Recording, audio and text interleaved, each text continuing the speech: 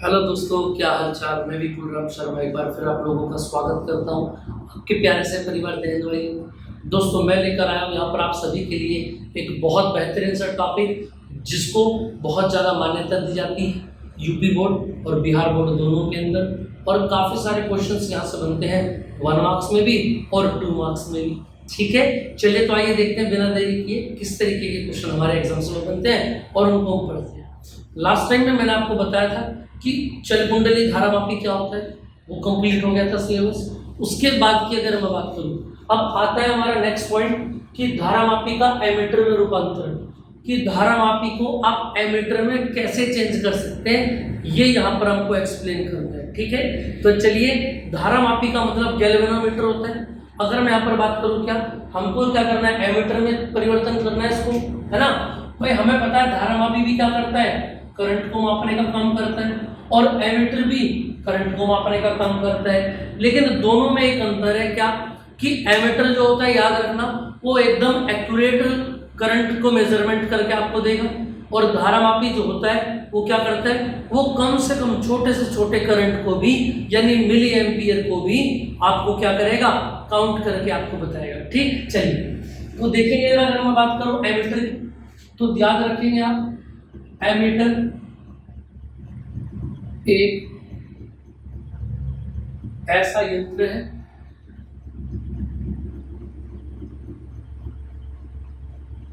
जिसकी सहायता से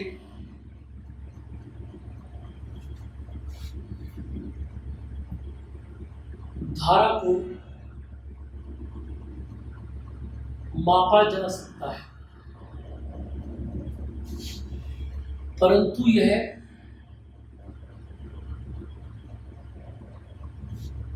इसकी दिशा को नहीं बता सकता।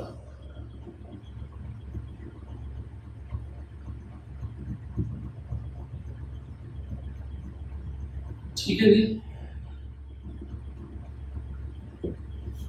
क्लियर है बात है नहीं। और यहां से एक बात ध्यान रख लेंगे,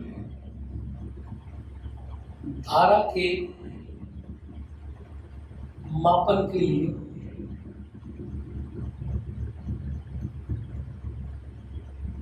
एमीटर को परिपथ के श्रेणी क्रम में जोड़ते हैं। इतनी बात समझ में आ गई। यानी जिस भी वायर के अंदर आपको क्या ज्ञात करना हो, धारा ज्ञात करनी हो, वहां पर आप एमीटर को क्या करेंगे, क्या जोड़ देंगे, उसको श्रेणी क्रम में जोड़ देंगे। ठीक, अब यहाँ पर बात ये आती है कि धारामापी को एमीटर में बदलेंगे कैसे। ठीक है, चलिए देखते हैं इसका आगे। देखो, जैसे कि अगर मैं बताऊं आपको कि ये पूरा का पूरा एक गैल्वेनोमीटर जुड़ा हुआ है।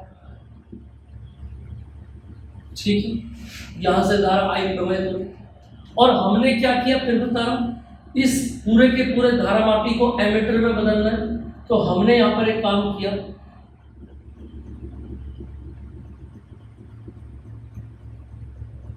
कि इस धारामापी के श्रेणी क्रम में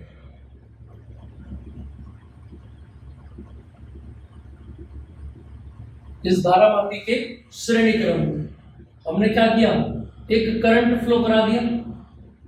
समझ में आ रही बात है जी। और ये शंट जो है, इसको बोलेंगे शंट। इसको लिखिएगा और न्यूनतम प्रतिरोध का तार। क्या होगा, ये न्यूनतम प्रतिरोध। तो याद रखेंगे, यहां पर एक बात ध्यान रखेंगे कि धारामापी के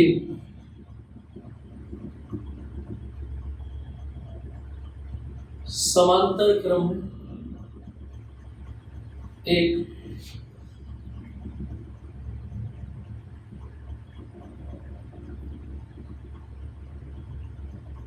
न्यूनतम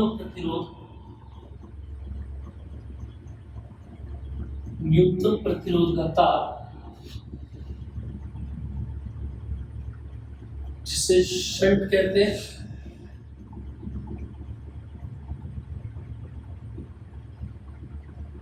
जोड़कर न्यूनतम प्रतिरोध के तार को जोड़कर एमीटर में परिवर्तित किया जाता है। इतनी बात समझ में आ गई थी। तो गैल्वेनोमीटर जो है आपका धारामापी, उसके समांतर क्रम में आपने जोड़ दिया। और अब याद रखना क्या, इसको जोड़ने के बाद में, ये बहुत अच्छे से ध्यान रखेंगे आप लोग, इसको जोड़ने के बाद में जो एक पूरा का पूरा सिनेरियो आपका बन गया है,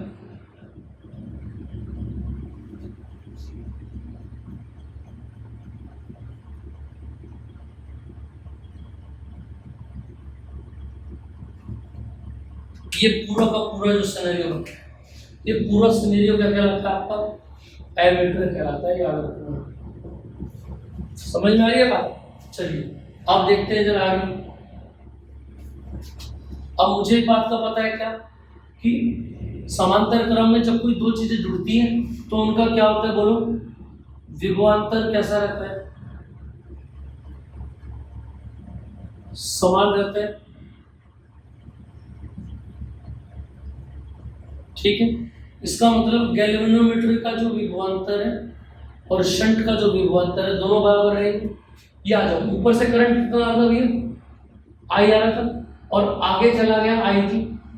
ठीक है, अब ये बताओ, जब पीछे से आई आ रहा था आगे आई जी चला गया तो नीचे कितना आया होगा, बोलो, आई माइनस आई जी।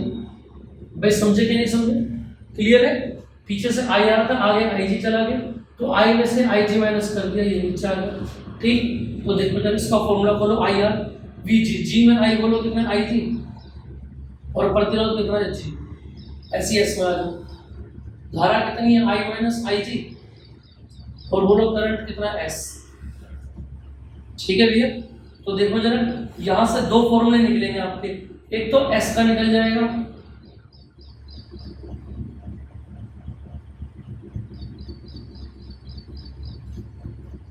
लो जी, ये फॉर्मूला आ गया, आया कि नहीं आया, क्लियर है। एस का फॉर्मूला आ गया कि इतना शंट आपको चाहिए ही चाहिए। ठीक, और दूसरा फॉर्मूला आई जी का आप यहां से निकालेंगे। देखो आई जी और आई जी कॉमन ले लें, यहां से जी आ गया और जब ये धरा तो एस आ गया, और उधर बच गया आई माइनस एन टू एस, है ना। तो यहां से निकाल दो आप इसको, आई इक्वल टू कितना आ जाएगा, बोलो, आई जी इक्वल टू,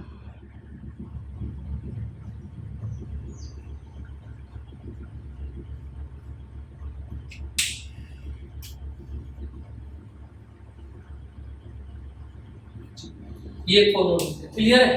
अब इससे आगे की बात पे आ जाते हैं, देखना जरा,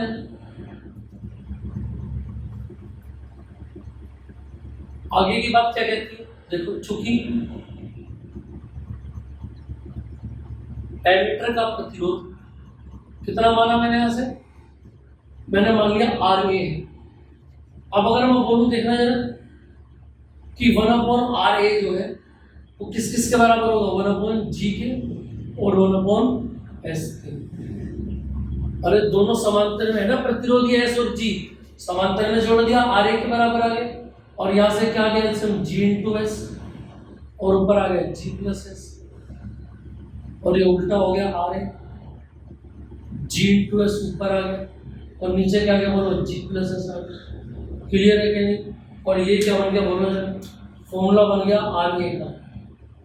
किसका फॉर्मूला बन गया, ये RA का, और ये फॉर्मूला क्या था, हमको निकालना था। इतनी बात क्लियर है, समझ में आ रही है बात, यानी जल्दी से बताएं, इतना टॉपिक आप लोगों को कंप्लीट हुआ क्या नहीं।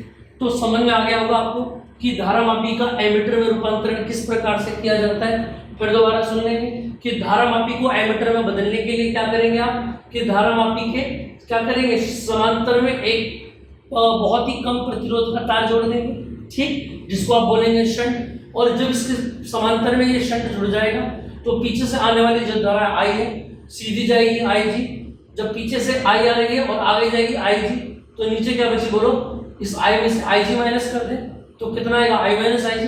क्लियर है। और यहाँ से आने के बाद कितना करंट गया इसमें, आई माइनस आई जी। मैंने क्या कहा कि जब दोनों के दोनों समांतर में है तो दोनों के विभवांतर भी क्या होंगे, बराबर होंगे। तो VG होगा VS के बराबर। और देखें उसके बाद मैंने क्या किया, Vg का फॉर्मूला खोल दिया Ig इंटू जी, और S के अंदर धारा आ रही है I माइनस आई जी, इसकी मल्टीप्लाई S में कर दिया और वहां से S का फॉर्मूला आ गया Ig into G upon I minus I G. ठीक, अब यहां से एक बात ध्यान रखना क्या कि जो आदर्श एमिटर होगा,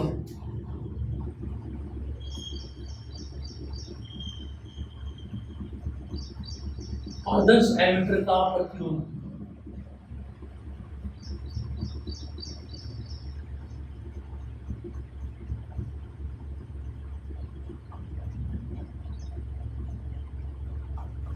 ये जो RA है ये कितना होना चाहिए, 0 होना चाहिए। भाई जब एमिटर का खुद का प्रतिरोध 0 होगा तो वो आपको एक्यूरेट करंट ही बता के देगा। समझ में आई बात है, जितना करंट वायर के अंदर होगा उतना ही वो आपको बताएगा। क्लियर है इतनी बात? चलिए इसका स्क्रीनशॉट लेना चाहे तो ले सकते हैं आप, बड़े अच्छे से मैंने आपको समझाया। और देखिए इसको आप 2-4 बार करेंगे तो आपको भी कंटिन्यूसली हो जाएगा। तो दोस्तों लिखना ना भूले कमेंट बॉक्स में आपको हमारी वीडियो कैसी लगी। हमारी पूरी टीम आप लोगों के लिए बिल्कुल तरीके से लगी हुई है और उम्मीद है कि बहुत सारे बच्चे जो भी हमसे जुड़ पाए हैं वो आगे भी हमारे साथ बने रहेंगे और अपने लक्ष्य 90+ मार्क्स इन फिजिक्स उसको कभी नहीं भूलेंगे। चलिए तो मिलते हैं नेक्स्ट क्लास में। जय हिंद दोस्तों।